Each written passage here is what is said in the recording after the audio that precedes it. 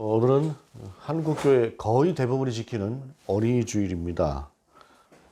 1919년도에 뭐 이게 시작된 것 같아요. 그러다 1923년도부터 이제 공론화되기 시작을 해서 그때 당시 이제 5월 첫 주일을 주일을 이제 예배로 드리기 시작한 것 같습니다. 시작한 것 같은데 그러다 나중에 이제 법정 공휴일이 된 것이 이제 1975년도인데 제 기억으로는 75년도 이전에 제가 초등학교를 다닐 무렵에 어린이날에 어린이들은 쉬었던 것 같습니다.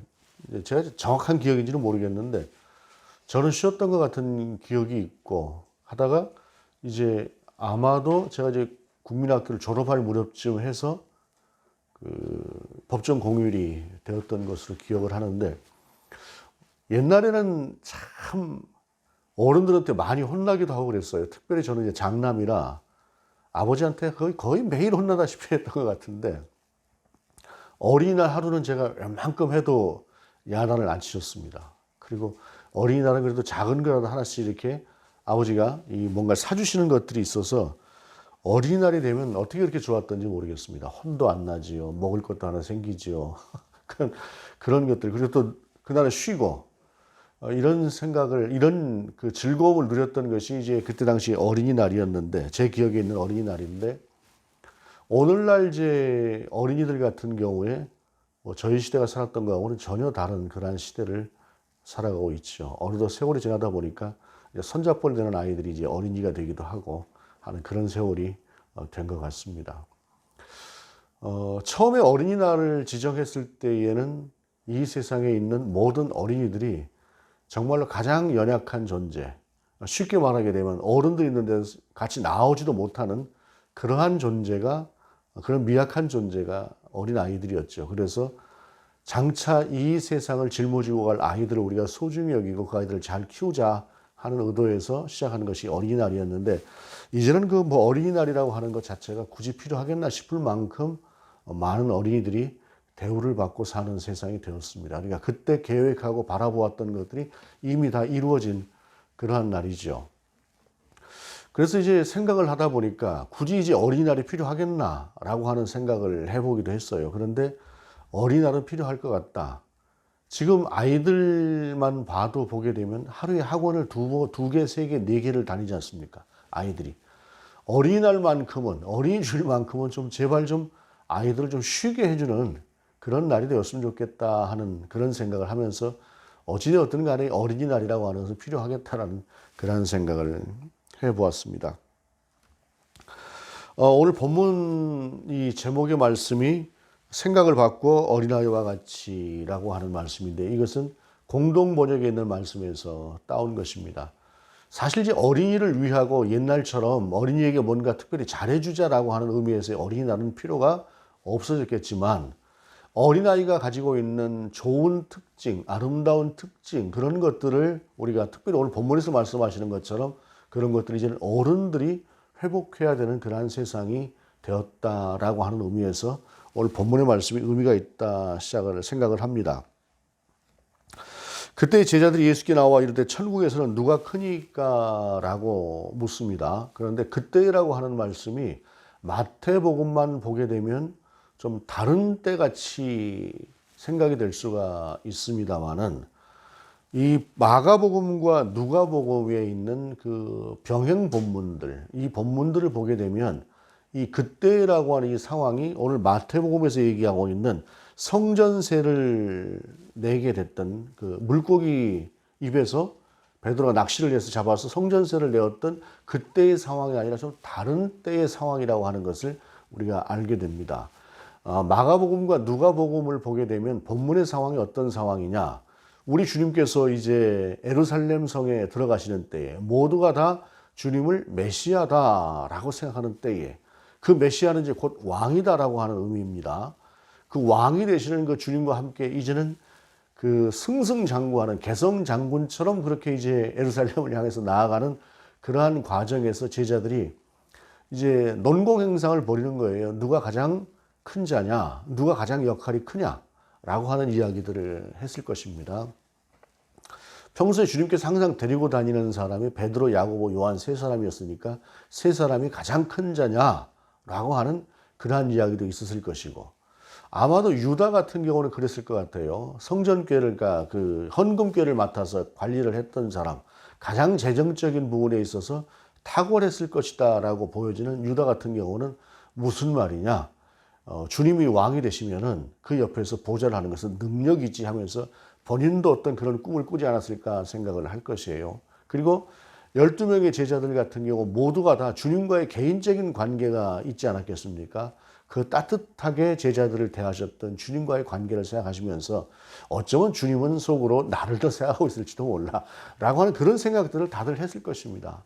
동상이몽이죠. 서로 다른 그런 생각들을 했을 텐데, 그런데 우리 주님이 지금 나아가시고자 하는 길은 그 길이 아니다라고 하는 것을 설명을 했음에도 불구하고 제자들은 전혀 몰라요. 그런 것에 관심도 없고, 그것은 주님이 무슨 의도로 저런 말씀을 하실까, 십자가에 달리신다고 하는 것, 대제사장들에게 고난을 받으실 것이라고 하는 것은 그냥 어떤 하나의 비유처럼 말씀하시는 것이 아닐까, 그렇게 생각했을 것 같아요.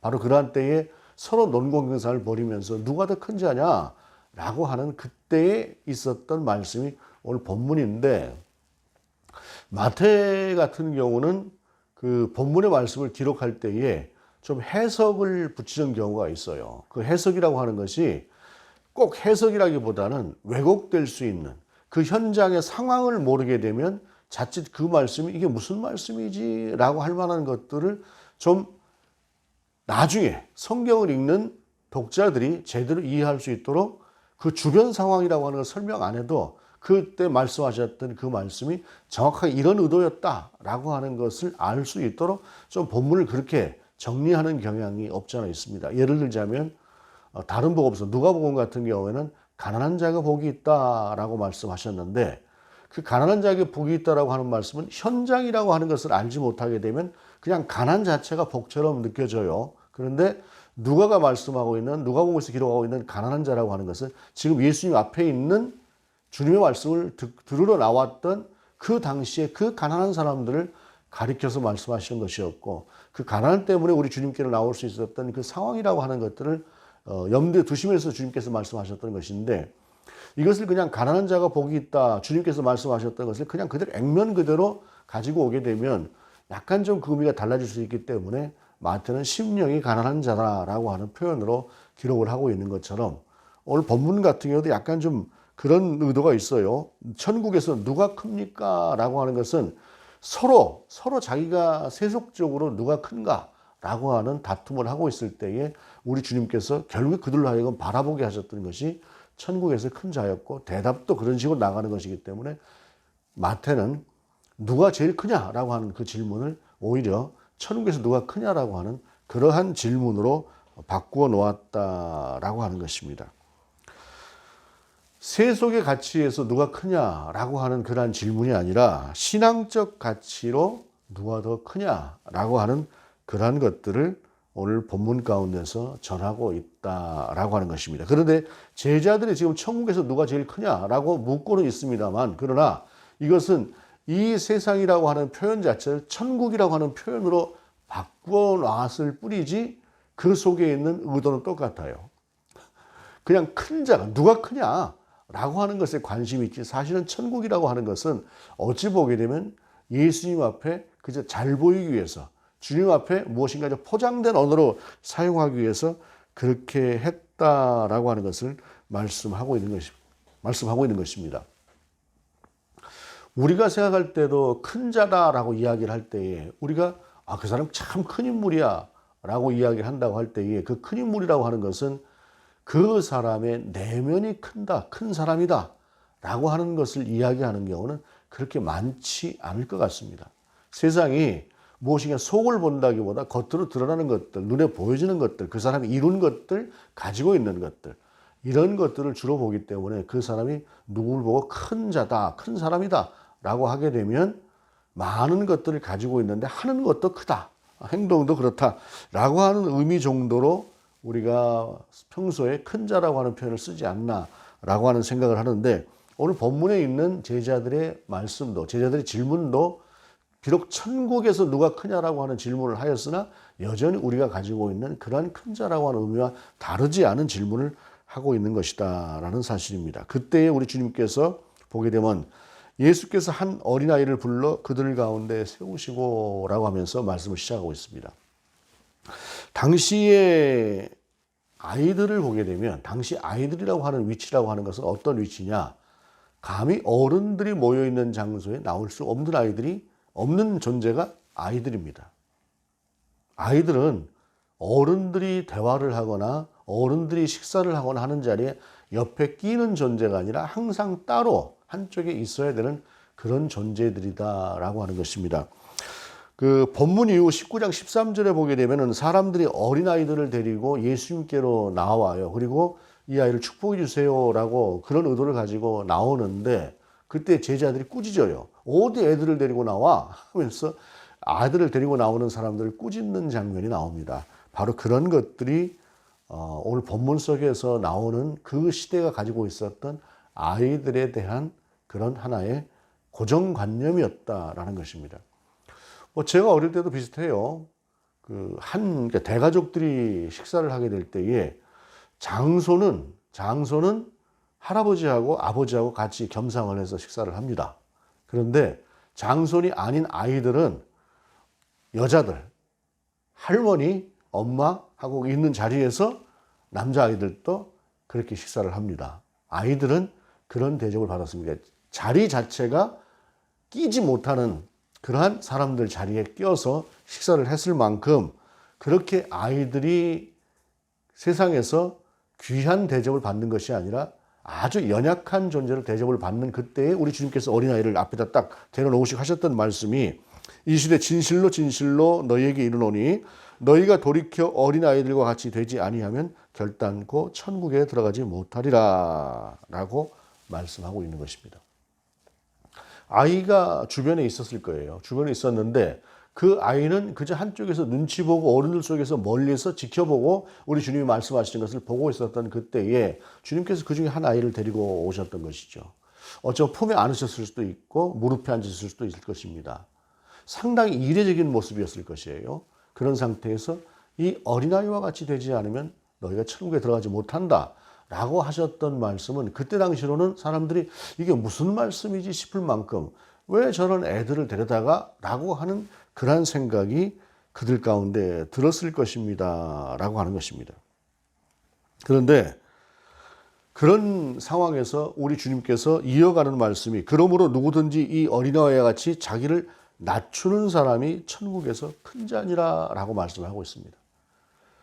천국을 너희가 이야기하고 있는데 천국에서의 가치관이라고 하는 것은 너희가 지금 생각하고 있는 것하고는 전혀 다른 가치관을 가지고 있는 것이 천국이다라는 것입니다. 일반적으로 사람들이 생각하는 큰 자라고 하는 것은 조금 전에도 말씀을 드렸습니다만은 보통 대접을 받는 사람 같은 경우는 자리부터가 표가 납니다.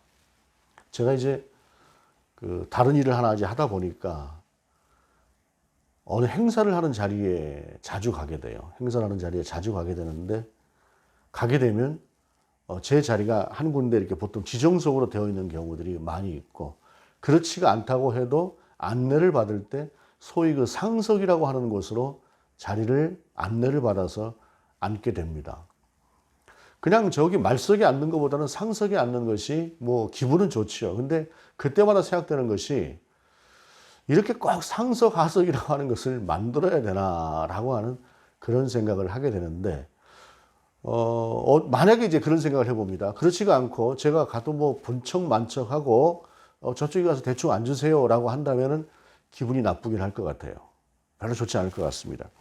그런 의미에서 보게 될 때에 사람은 무엇인가 자기가 대접을 받는 그러한 존재로 여겨지기를 원하고 그런 면에 있어서 자기가 큰 자였으면 좋겠다라고 하는 생각을 하게 되는 것이 보통 사람들의 생각이지요. 그런데 우리 주님은 그렇지 않다는 것입니다. 말하자면 상석, 하석도 없는 거고 자유롭게 아무리 그 높은 사람도 아무 데나 가서 편하게 앉고 그 옆에 정말로 사람들 속에 크게 대접받지 못하는 사람도 그 사람, 그 귀하게 남들이 생각하는 그런 사람들 옆에 같이 앉아서 함께 대화를 나눌 수가 있는 그러한 세상과도 같은 것이 바로 천국의 모습이다라고 하는 것을 우리 주님은 말씀하고 있는 것이죠. 어느 미군 병사가 그 스웨덴을 여행을 하게 되었다고 합니다. 스웨덴 여행을 할 때에 버스를 타게 되었는데 아마 이제 100년 정도 전인 것 같아요. 버스를 타게 되었는데 버스를 딱 타고 자리에 앉고 보니까 옆에 이제 웬 스웨덴 남자가 이렇게 앉아 있는 것입니다. 그러면서 서로 이런저런 이제 대화를 하다 보니까 그 민주주의가 어떤 것이냐, 민주주의가 가장 앞선 나라가 어디냐라고 하는 이제 그런 얘기를 했던 것 같아요. 그러니까 이 미군 병사가 자랑스럽게 이야기를 했습니다. 우리 미국은 아무리 신분이 낮은 사람도 대통령을 만나서 대통령과 대화를 하는 자리에 같이 할 수가 있습니다. 그런 나라가 우리나라입니다. 그랬더니 그 옆에 앉아 있었던 그 스웨덴 남자가 그러더래요. 아, 그러십니까? 훌륭한 나라군요. 그런데 우리 스웨덴은 왕도 평민들처럼 버스를 타고 다니기도 합니다.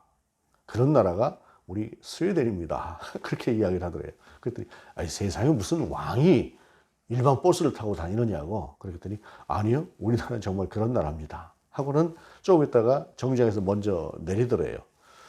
그랬더니 이제 주위에 있는 사람들이 툭툭 치면서 뭐라고 하느냐면은 저분이 바로 우리 스웨덴 왕이시라고 그렇게 이야기를 했다고 그래요. 그 사람이 구스타프 아돌프 6세라고 하는 스웨덴 국왕이라고 합니다. 여러분, 세상에서 누군가가 정말 겸손한 모습을 보였다라고 할 때 이미 우리들이 가지고 있는 고정관념은 겸손했다고 하게 되는 경우는 무엇인가 높은 자리를 점유하고 있는 사람, 무엇인가 많이 가지고 있는 사람, 무엇인가 사람들 속에 굉장히 누가 봐도 저 사람은 이만한 사람이야 라고 높임을 받는 사람이 자기를 낮췄을 때의 겸손이라고 이야기를 하지, 그냥 보통 사람, 별로 주목받지 못하는 사람이 겸손한 모습으로 자기 자신을 낮추었을 때 그건 당연한 거라고 생각하지 그걸 겸손이라고 하는 세상은 아닙니다. 그런데 우리 주님이 말씀하시는 천국에서의 큰 자라고 하는 얘기는 모두가 다 그런 대접을 받고 모두가 다 상대를 높이고 그렇게 서로를 높임으로 말미암아 위도 아래도 없는 그러한 세상을 이야기하는 것이 오늘 본문의 말씀이다라고 하는 사실입니다. 여러분, 천국에도 귀천이 있다고 한다면 그게 어떻게 천국이겠습니까? 천국에도 계급이 있어서 누군가 좀 높은 지위를 차지하고 있는 사람에게 낮은 자리를 차지하고 있는 사람이 복종하고 따르고 의무감으로 그 앞에 무엇인가 굴복해야 되는 그러한 세상이라고 한다면 그건 천국이 아니겠죠. 높은 사람이 있다고 치십시다. 높은 사람은 더 겸손한 세상. 낮은 사람이 있다고 칩시다. 낮은 사람도 전혀 그런 것에 구애를 받지 않는 세상. 그런 세상이 바로 천국이라고 할 수 있을 것입니다. 오늘 본문 속에서 주님이 말씀하시는 천국에서 큰 자는 자기를 이 어린아이처럼 낮춘다. 그런 사람이다. 라고 하는 것은 바로 그런 세상을 우리 주님께서 염두에 두고 하시는 말씀이다. 라고 하는 것입니다. 그러면서 주님은 이제 큰 자, 낮은 자 이런 거 따지지 말고 너희가 이 땅 가운데서 어떠한 자세로 살아야 될 것이냐, 어떠한 생각을 가지고 살아야 될 것이냐, 하나님의 나라의 원리를 어떻게 너희가 실천하고 살 것이냐 라고 하는 구체적인 실천의 방법으로 이렇게 말씀하십니다. 또 누구든지 내 이름으로 이런 어린아이 하나를 영접하면 곧 나를 영접함이니. 무엇인가 상대를 볼 때에 작아 보이고 낮아 보이고 별 볼일 없어 보이고 하는 그런 사람을 그렇게 평가하거나 대하지 말고 나를 대하는 것처럼 귀하게 대할 수 있는, 누구든 그렇게 대하고 할 수 있는 그런 사람이 바로 천국에서 필요한 사람이고, 그렇게 사는 너희가 바로 곧 내 말대로 사는 사람이고 나를 영접하는 그러한 삶이다 라고 하는 것을 우리 주님께서 말씀하시는 것이죠. 존중과 배려라고 하는 것이 참 이 땅 가운데 필요한데 세상은 존중과 배려를 하기에는 참 쉽지 않은 그런 세상인 것 같습니다. 제가 수년 전에 한번 겪었던 일인데 굉장히 제가 이제 불쾌했던 그런 기억인데, 마트에 제가 이제 장을 보러 갔습니다. 마트에 장을 보러 갔는데 제 앞에 어떤 이제 저보다 나이가 조금 더 위인 것 같은 그러한 분이 이제 계산을 하고 있어요. 계산대 뒤에 제가 이제 바로 그 사람 뒤에 섰었는데, 근데 이 계산을 하는 이 사람이 대단히 무례하더라고요. 뭐 저런 사람이 있나 싶은 그 무례한 태도로 예의 없이 그렇게 계산을 하면서 그 계산원을 대하는 것이에요. 제가 이제 고생이 많다라고 하는 그런 생각을 했는데 즉각적으로 반전이 일어났습니다. 제가 계산을 하면서 현금을 그때 냈거든요. 현금을 냈는데 동전 같은 것들 이런 것들이 이제 많이 있었습니다. 그런데 저에게 그 거스름돈을 내줄 때 계산대 그 위에 그 바닥 있지 않습니까? 거기다 툭 뿌리는 거예요. 조금 전에 자기 자신이 당한 걸 저한테 갚은 거죠. 제가 좀 만만해 보였던 것 같습니다. 그때 당시에 제가 이제 부시시하게 옷도 그냥 노숙자 비슷하게 대충 입고 이제 그렇게 가서 장을 봤기 때문에 그랬던 것 같은데 제가 하마터면 큰 실수를 할 뻔했습니다. 막 속에서 끌어올라가지고 뭐라고 할까 하다가 그냥 그래 참 너도 사는 게 힘들구나 라고 하는 그런 생각으로 참고 나왔던 기억이 있는데 그렇다고 계산원들이 거의 그렇진 않습니다. 근데 참 그 계산원 아주머니가 못된 사람인 거죠, 사실은. 더 만만해 보이니까 거기다 풀어도 되겠다 싶어서 그렇게 했던 것 같은데 알게 모르게 우리는 좀 그런 모습들을 좀 가지고 있는 경향도 없지는 않은 것 같습니다. 그래서 사람들은 좀 잘 입으려고 하고 좀 좋은 차를 타려고 하고 가난해 보이려고 하지 않고 하는 그러한 모습들을 가지고 있는 거예요. 왜냐하면 작은 자로 대접받고 싶지 않기 때문에 그런 것입니다. 저도 그날 만약에 조금 좀 제대로 좀 세수도 하고 제대로 머리도 좀 감고 옷도 좀 갖춰서 갔으면은 그런 대접을 받았겠습니까? 그렇지가 않은데 그냥 대충 입고 그 추리닝도 그냥 무릎 톡 튀어나온 거 그냥 그렇게 입고 그냥 그렇게 가서 장을 보니까 그렇게 이제 만만하게 보였던 것 같아요. 근데 하여튼 세상이라고 하는 것이 다 그런 사람은 아니지만 그런 건 아니지만 사람은 누군가 자기가 숙여야 될 사람에게는 할 수 없이 숙이지만 또 자기가 만만하다고 생각하는 사람에게 앞에서는 무엇인가 자기의 것들을 그렇게 좀 쏟아내고 싶은 그러한 마음을 갖는 것이 세상인데 그러지 말라는 것이에요. 이 어린아이 하나를 너희가 영접하는 것이 곧 나를 영접하는 것이다. 그러니 어떻게 해야 되겠느냐? 작아 보여도 낮아 보여도 별 볼 일 없어 보여도 그렇게 여기지 말고 귀하게 여기고 살아라. 너희와 함께 살아가는 사람들을 그렇게 대하라 라고 하는 것이 본문의 말씀입니다. 그러면서 이어가는 말씀이 누구든지 나를 믿는 이 작은 자 중 하나를 실족하게 하면 차라리 연자 맷돌이 그 목에 달려서 깊은 바다에 빠뜨려지는 것이 나으니라. 맷돌게 여러분 아시죠? 뭐 젊은 사람들은 잘 모르겠지만 나이가 어느 정도 있으신 분들은 맷돌을 아실 겁니다. 맷돌 자체가 우리가 쓰는 맷돌도 작진 않아요. 그런데 연자 맷돌이라고 하는 것은 훨씬 더 큽니다. 그런데 너희와 함께 더불어 살아가고 있는 신앙 공동체 안에서 누군가를 실족하게 하게 되면 그 실족이라고 하는 것이 뭡니까? 바로 너희가 업신 여겨서 너희가 우습게 여겨서 너희가 무시해서 그 사람으로 하여금 그 신앙 공동체를 떠나게 하고 하나님을 떠나는 사람으로 만든다면은 거기에 대한 책임을 내가 물을 것인데 그 책임이라고 하는 것은 내 목에다가 결코 빼놓을 수가 없는 그 큰 맷돌을 메고 너를 물속에 던져 넣는 것과 같을 것이다. 그런 심판을 너희가 받을 것이다. 라는 것입니다. 굉장히 엄중한 심판이죠. 물론 이 말씀은 오늘 본문에 있는 말씀은 히브리식의 과장법이 들어있는 말씀입니다. 그러니까 무엇인가 우리가 얘기를 할 때 너 말 안 들으면 진짜 죽어? 뭐 이런 표현들을 가끔 쓰지요. 지금 뭐 가정에서 쓰는 사이는 아니지만 아이들끼리 뭔 얘기를 할 때 그런 표현들을 써요. 근데 그 죽이겠다고 하는 게 진짜 죽이겠다는 말은 아니지만 굉장히 강조해서 자기의 마음을 표현하는 것이 그런 표현인 것처럼 오늘 본문의 말씀도 이렇게 엄중하게 내 책임을 물을 것이다 라고 하는 것이 우리 주님이 주시는 말씀이라는 것입니다. 그러므로 네가 큰 자로 여기고 네가 뭔가 선 사람처럼 여기면서 그렇지 못한 사람을 향해서 업신 여기고 무시하고 함으로 말미암아 그 사람이 어떤 치욕적인 감정을 느끼고 정말로 깊은 상처를 받고 그래서 도대체 이 신앙 공동체, 이 교회 못 나오겠네 라고 하는 마음으로 그 사람이 교회를 떠나게 된다고 한다면 너는 거기에 대한 책임을 져야 될 것이다 라고 하는 것이 본문의 말씀입니다. 그 뒤에 이어지는 말씀, 실족하게 하는 일들이 있음으로 말미암아 세상에 화가 있도다. 실족하게 하는 일이 없을 수는 없으나 실족하게 하는 그 사람에게는 화가 있도다. 본문에서 말씀하시는 그 7절에서 말씀하시는 실족이라고 하는 의미는 조금 좀 다르게 해석을 할 수가 있을 것입니다. 누군가를 힘들게 만들고 누군가 죄를 짓게 할 수 있는 무의식 중에 하는 것들이 있을 수 있을 것입니다.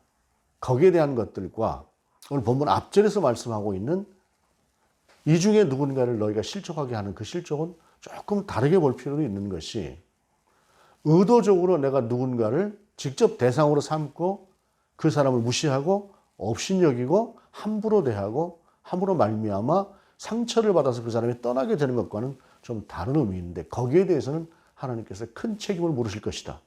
또한 그렇지 않은 것일지라도 그거는 네 책임이 없다고 할 수 없는 것이다 라고 하는 것을 말씀하시면서, 더불어 살아가는 세상 속에서 우리가 누군가를 대할 때에, 함께 살아갈 때에 그 사람을 작다고 업신여기지 말고, 어린애라고 업신여기지 말고, 가난하다고 업신여기지 말고,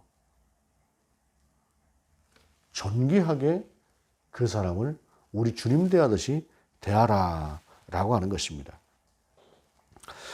이 3절의 말씀을, 오늘 본문에 있는 3절의 말씀을 공동번역으로 제가 읽어드리겠습니다. 나는 분명히 말한다. 너희가 생각을 바꾸어 어린아이와 같이 되지 않으면 결코 하늘나라에 들어가지 못할 것이다. 우리의 생각이 어디에 있을까요? 저와 여러분의 생각은 어디에 있습니까? 저와 여러분의 사고는 어디에 있습니까?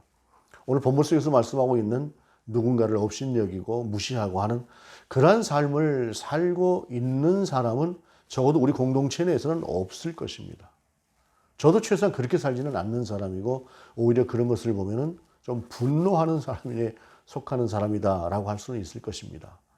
그런데 그럼에도 불구하고 우리가 무엇인가 사람을 대하고 무엇인가 주위에 있는 사람들, 동료를 대할 때에 자꾸 눈에 보이는 것들을 너무 귀하게 여기면서 그들을 대하고 있는 것은 아닌가. 귀하게 여기는 것이야 어찌 보게 되면 나쁘다고 할 수는 없겠으나, 그러나 나도 모르게 그렇지가 않은 사람에 대해서 쉽게 생각하고 만만하게 생각하고 그냥 내가 어떻게 해도 상관없겠지 하고 하는 마음으로 바라보는 것은 아닌가라고 하는 것들을 생각하면서 우리의 생각을 바꿔서 어린아이처럼, 어린아이는 자기가 약하기 때문에 어른들 앞에서 낮은 자의 자세를 가지고 있기도 합니다만, 우리가 설사 그렇지가 않다고 할지라도 그러한 모습으로 그렇게 살아가는 우리의 삶이 되기를 원합니다. 더불어 함께 살아가는 사람들, 특별히 가까이 있는 우리 주위에 있는 가족을 포함한 사람들을 향해서 내가 어떻게 그들을 대하고 있는가, 내가 내 가족을 어떻게 대하고 있는가, 그리고 내가 내 신앙 공동체 안에 있는 한 사람 한 사람에 대해서 어떻게 대하고 있는가라고 하는 것들을 기억하면서, 우리의 생각이 혹시라도 그렇게 되어 있다고 한다면 돌이켜서 어린아이처럼 겸손한 자세로 주위에 있는 사람과 더불어 함께 살아갈 수 있는 그러한 사람이 될 수 있기를 원합니다. 그것이 바로 우리 주님께서 우리 가운데 주시는 그러한 말씀이고 삶의 원리다라고 하는 것을 기억하시면서, 특별히 어린이 주일에 우리가 그런 심령을 회복할 수 있는 저와 여러분 될 수 있기를 원합니다. 기도하시겠습니다. 주님, 우리의 생각이, 우리의 삶의 가치가 어디에 있는가요? 어떻게 굳어져 있는가요? 혹시라도 세상이 생각하는 그런 물리적인 가치를 우리도 그와 같은 것에 동조해서 살아가고 있는 것은 아닌지 돌아보게 됩니다. 하나님, 주님의 마음으로, 소자를 품으셨던 그 주님의 마음으로 우리가 세상을 보고 가족을 보고 신앙 공동체에 있는 모든 이들을 볼 수 있는 우리가 될 수 있도록 인도하여 주옵소서. 주 예수 그리스도의 이름으로 기도드립니다. 아멘.